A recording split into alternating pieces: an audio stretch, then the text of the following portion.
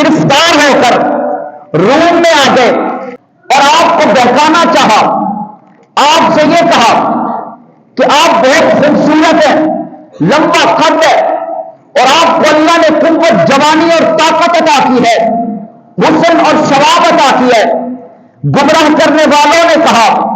کہ آپ ایسا کیجئے کہ ہم آپ کو، بادشاہ وقت نے کہا میں آپ کو اپنی بیٹی بھی نکاح میں دوں گا اور آپ کو اپنے روم ملک کی حکومت میں بھی شامل کروں گا، آپ بس اتنا کیجئے کہ آپ اسلام کو چھوڑ دیجئے، کلمہ چھوڑ دیجئے۔ حضرت عمر بن حبیب نے کہا کہ ایک روم کی بادشاہت نہیں، قرۂ عرض کی ساری بادشاہتیں میرے قدموں میں رکھ دے، میں پھر بھی اسلام کو نہیں چھوڑ سکتا۔ دوسرا وار کیا،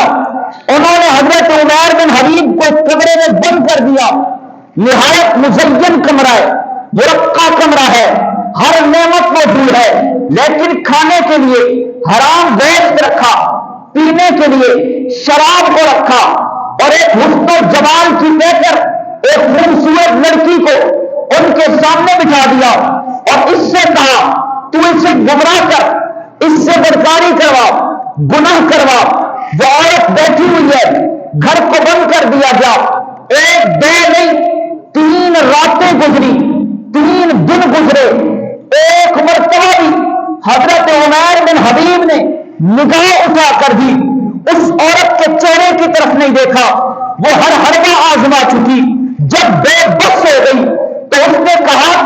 تو کس چیز کا بنا ہوا ہے؟ تو انسان ہے یا کوئی پتھر دل ہے تیرے اندر؟ تو نے دیکھا بھی نہیں کہ میں کون ہوں، کیسی ہوں؟ تو نے ہاتھ نہیں اٹھایا کھانے کی طرف، تو نے ہاتھ نہیں اٹھایا پینے کی طرف۔ عمر بن حبیب رضی اللہ تعالیٰ فرمانے لگے اب اس وقت میں اس کیفیت میں ہوں کہ اگر میں یہ گوشت حرام کا بھی کھاؤں گا تو میرے بھوک اس درجے پر ہے کہ میرے لیے گنجائش ہے، اور اگر میں یہ پیوں گا تو میری پیاس اس درجے پر ہے کہ میرے لیے گنجائش ہے۔ لیکن تو 3 دن نہیں 30 سال بھی بیٹھی رہے، میری نگاہ پر حیا کے محمد عربی نے ایسے پہرے لگائے ہیں، میرے دل کو اتنا پاک کیا ہے، ایسا تزکیہ کیا ہے، حیا ایسا ڈالا ہے کہ 3 دن 3 راتیں نہیں 30 سال بھی بیٹھی رہے گی، ایک مرتبہ بھی میں نگاہ اٹھا کر تیری طرف نہیں دیکھوں گا۔ یہ وہ کردار تھا کہ جس نے عرب کے صحرا نشینوں کو روم اور